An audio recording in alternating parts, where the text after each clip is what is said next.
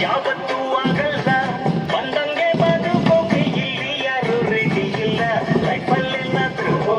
ಕೆಟ್ಟು ದಬ್ಬ